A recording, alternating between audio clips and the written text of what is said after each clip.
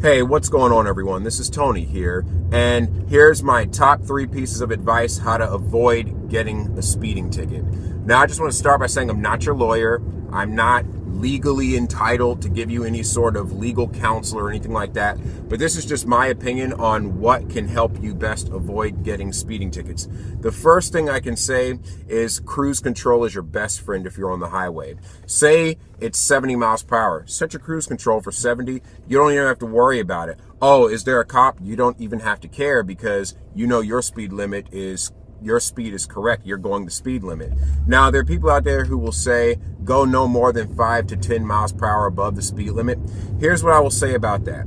If you go more than 5 miles per hour above the speed limit, like say you're doing 78 in a 70, when that cop is there and you notice that cop, there's not enough time for you to slow down to actually be going the speed limit by the time you pass the cop, and he's probably going to ticket you. Now, if you're only going 5 miles an hour above the speed limit, you have a better chance of being able to slow down in time when you see the cop.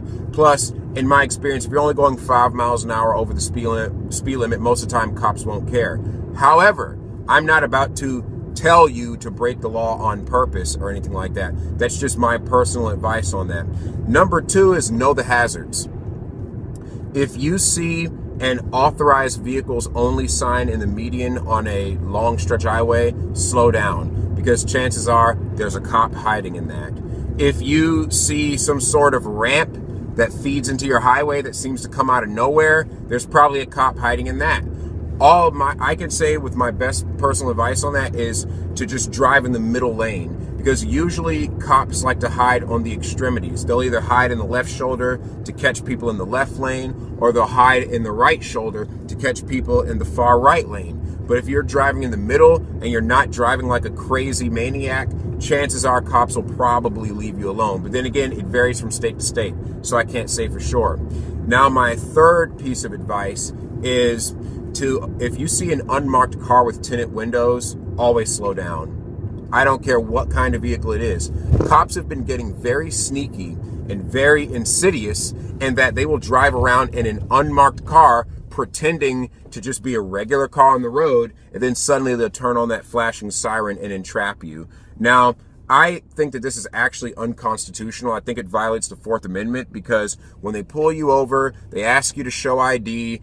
If things get escalate enough, they'll pull you out of the car.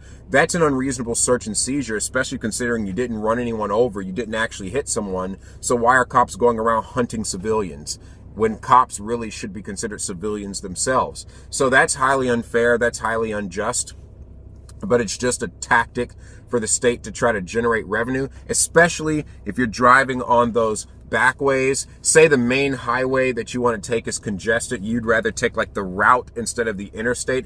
Usually that back way is flooded with cops who are trying to catch people to try to generate revenue for those smaller counties. So those are my best pieces of advice, is to not drive too fast, use cruise control to control your speed. Number 2, stay in the middle lane and avoid the hazards. And number 3, slow down when you see unmarked cars. It might be a cop trying to catch you. Now, if you do get the speeding ticket, say it goes to court, dress professionally, show up on time, be polite, and try to offer the judge that you're going to take driving school, and hopefully they'll cut you some slack. Anyway, those are my best pieces of advice. Take care.